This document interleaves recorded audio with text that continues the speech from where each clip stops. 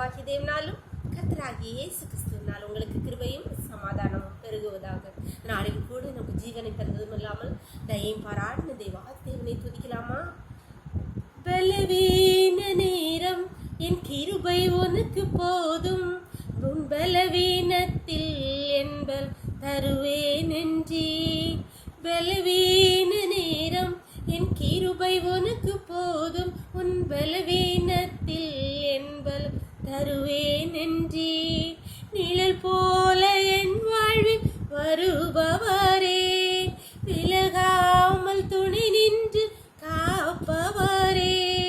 நிழல் போல என் வாழ்வில் வருபவரே, விலகாமல் துணை நின்று காப்பவரே. நீ போதும் என் வாழ்விலே இயேசையா, நீ போதும் என் வாழ்விலே, நீ போதும் என் வாழ்விலே இயேசையா, நீ போதும் என் வாழ்விலே. ஒரு வேத பகுதியை வாசிக்கலாமா? யோவான் 5ஆம் அதிகாரம் வசனங்கள் 2 முதல்.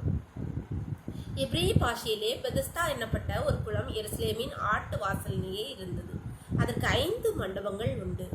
அவைகளிலே குருடர், சப்பானிகள், சூம்பின உருப்புடையவர்கள் முதலான வியாதிக்காரர் அநேகர் படுத்திருந்து தண்ணீர் எப்பொழுது கலங்கும் என்று காத்து கொண்டிருப்பார்கள். 38 வருஷம் வியாதி கொண்டிருந்த ஒரு மனுஷன் அங்கே இருந்தான். படுத்திருந்த அவனை இயேசு கண்டு அவன் வெகு காலமாய் வியாதிஸ்தன் அறிந்து அவனை நோக்கி, சுஸ்தமாக வேண்டும் என்று விரும்புகிறாயா என்று கேட்டான். இயேசு அவனை நோக்கி, எழுந்திரு, உன் படுக்கையை எடுத்துக்கொண்டு நட என்றார்.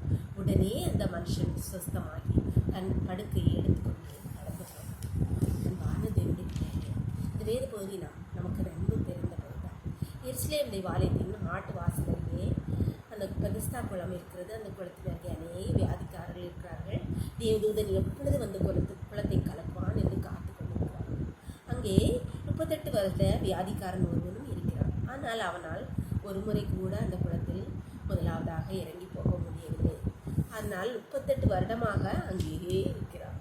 அப்பொழுது அந்த 38 வருடமாக அவனால் எவ்வளோ முயற்சியோ ஒரு நாள் கூட அந்த குளத்தில் இறங்க முடியாத அவனை தேடி இயேசு வந்து சுஸ்தமாக வேண்டும் என்று விரும்புகிறாயா என்று கேட்டு அவனை சுகமாக்குகிறார்.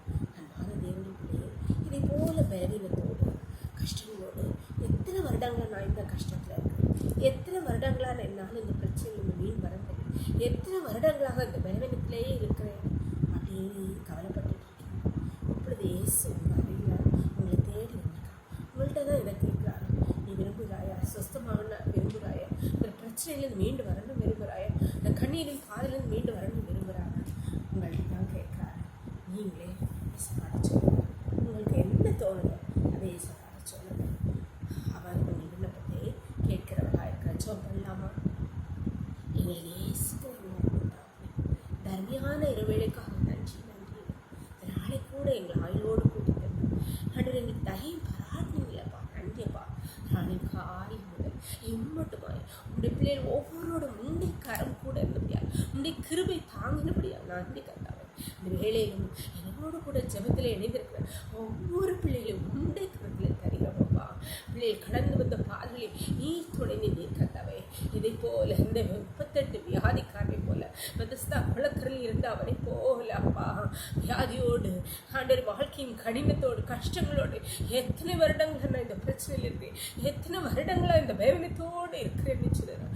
ஒவ்வொரு பிள்ளைகள் அருகே நீங்கள் வந்து அப்பா நீங்கள் அவங்க குறைகளை கேட்டு நீங்கள் உங்களை சுகமடைய செய்யுங்க. அவருடைய பலவீனங்களை மாற்றுங்க தகப்பனே. சுத்தமாக வேண்டும் என்று விரும்புகிறாயா மகளே? ஆண்டவர் இந்த பலவீனத்திலிருந்து நீங்கள் விரும்புகிறாயா? இந்த கஷ்டத்திலிருந்து நீங்கள் விரும்புகிறாயா? நீங்கள் கேட்டு பிள்ளைகளே ஆண்டவர் நீங்கள் ஆசீர்வதிக்கப்படியா, நீங்கள் பலப்படுத்துகிறபடியா நன்றி தகப்பனே. ஒவ்வொரு பிள்ளைகளும் கருத்தில் தருகிறோம். இந்த இரவுகளை மூடி மறைச்சுக்கோங்கப்பா. சகல துதியும் கனமும் வல்லமை பலனும் ஞானமும் எங்கள் தேவன் ஒருவருக்கே செலுத்துகிறோம்.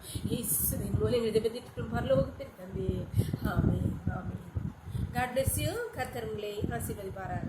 ஆமென்.